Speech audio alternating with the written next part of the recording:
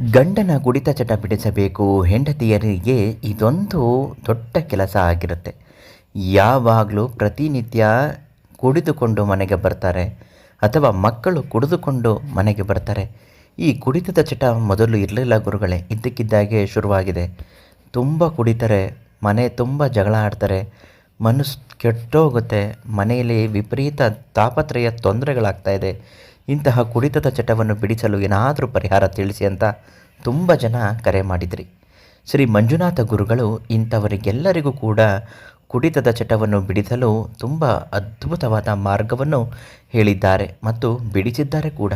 ಎಷ್ಟೋ ಜನ ಗುರುಗಳ ಅನುಗ್ರಹ, ಆಶೀರ್ವಾದ, ದೈವ ಪೂಜೆಯಿಂದ ಇವತ್ತು ಕುಡಿತದ ಚಟವನ್ನು ಸಂಪೂರ್ಣವಾಗಿ ಬಿಟ್ಟು ಒಳ್ಳೆಯ ಕೆಲಸದಲ್ಲಿ ಇದ್ದಾರೆ. ಮನೆಯಲ್ಲಿ ಸುಖ, ಶಾಂತಿ, ನೆಮ್ಮದಿಯ ವಾತಾವರಣ ತಂದುಕೊಡುವಲ್ಲಿ ಯಶಸ್ವಿಯಾಗಿದ್ದಾರೆ. ಕೈತುಂಬ ದುಡ್ಡು ಸಂಪಾದನೆ ಮಾಡಿ ಹೆಂಡತಿಗೆ ಕೊಡುತ್ತಾರೆ ಅಥವಾ ತಂದೆ ತಾಯಿಗಳಿಗೆ ಕೊಡುತ್ತಿದ್ದಾರೆ. ಇಂತಹ ಒಂದು ಚಮತ್ಕಾರಗಳು ನಡೆಯುವುದೇ ಗುರುಗಳು ಮಾಡುವಂತಹ ಈ ಒಂದು ಪವಾಡ. ಹೌದು ವೀಕ್ಷಕರೇ, ಶ್ರೀ ಮಂಜುನಾಥ ಗುರುಗಳು ಎಂತಹ ಕುಡಿತದ ಚಟದಲ್ಲಿ ಮುಳುಗಿದ್ದರೂ ಕೂಡ ಅವರನ್ನು ಬಿಡಿಸಿ ಶುದ್ಧ ಮನುಷ್ಯರನ್ನಾಗಿ ಮಾಡುತ್ತಾರೆ. ಅವರು ನೀಡುವಂತಹ ಪ್ರತಿಯೊಂದು ಪೂಜೆಯೂ ಫಲಕಾರಿಯಾಗಿದೆ.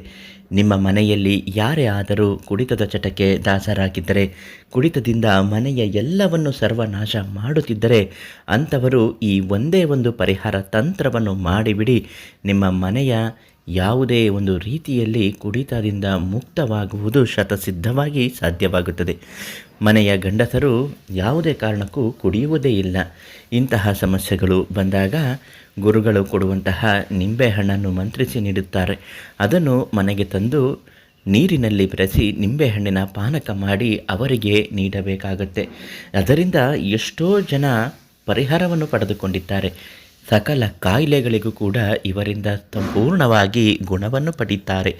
ಇದು ಎಷ್ಟೋ ಜನರಿಗೆ ಹೇಗೆ ಉಪಯೋಗವಾಗುತ್ತೆ ಅಂದರೆ, ನೀವು ನಿಮ್ಮ ಗಂಡನ ಹೆಸರು ಅಥವಾ ನಿಮ್ಮ ಮಕ್ಕಳ ಹೆಸರು, ಮನೆಯಲ್ಲಿ ಯಾರೇ ಕುಡಿಯುತ್ತಿದ್ದರೂ ಅವರ ಹೆಸರುಗಳನ್ನು ಗುರುಗಳಿಗೆ ಫೋನ್ ಮಾಡಿ ಹೇಳಬೇಕು. ಅವರು ನಿಂಬೆಹಣ್ಣನ್ನು ಮಂತ್ರಿಸಿ ಸಿದ್ಧಿಸಿ ಅವರ ಹೆಸರಿನಲ್ಲಿ ದೊಡ್ಡದಾದ ಪೂಜೆಯನ್ನು ಮಾಡುತ್ತಾರೆ. ಕುಡಿತದ ಚಟದಿಂದ ಸರ್ವನಾಶವಾಗಬೇಕು. ಕುಡಿತ ಚಟವನ್ನು ಅತಿ ಶೀಘ್ರದಲ್ಲೇ ಬಿಡಬೇಕು. ಮನೆಯಲ್ಲಿ ನೆಮ್ಮದಿ ವಾತಾವರಣ ತರುವಂತಹ ಒಳ್ಳೆಯ ಮನುಷ್ಯರಾಗಬೇಕು. ಕೈ ತುಂಬ ಸಂಪಾದನೆ ಮಾಡುವಂತಹ ಶಕ್ತಿ ಅವರಿಗೆ ಬರಬೇಕು ಅಂತ ಅವರ ಹೆಸರಿನಲ್ಲಿ ದೊಡ್ಡ ಪೂಜೆ ಮಾಡಿ ಅರ್ಚನೆಯನ್ನು ಮಾಡುತ್ತಾರೆ. ಇದೆಲ್ಲವೂ ಗುರುಗಳಿಗೆ ಕರೆ ಮಾಡಿ ಹೇಳಿದಾಗ ಅವರು ಇದನ್ನು ಮಾಡಿದ ನಂತರ ಪ್ರಸಾದವನ್ನು ನಿಮ್ಮ ಮನೆಗೆ ಕೊರಿಯರ್ ಮಾಡುತ್ತಾರೆ. ಅದರ ಜೊತೆಗೆ ನಿಂಬೆಹಣ್ಣನ್ನು ಕೂಡ ಕೊರಿಯರ್ ಮಾಡುತ್ತಾರೆ. ಈ ನಿಂಬೆಹಣ್ಣಿನ ತೆಗೆದು ಅವರಿಗೆ ಪಾನಕ ಮಾಡಿಕೊಟ್ಟು ನೋಡಿ, ಎಲ್ಲವೂ ಒಳ್ಳೆಯದಾಗುತ್ತೆ.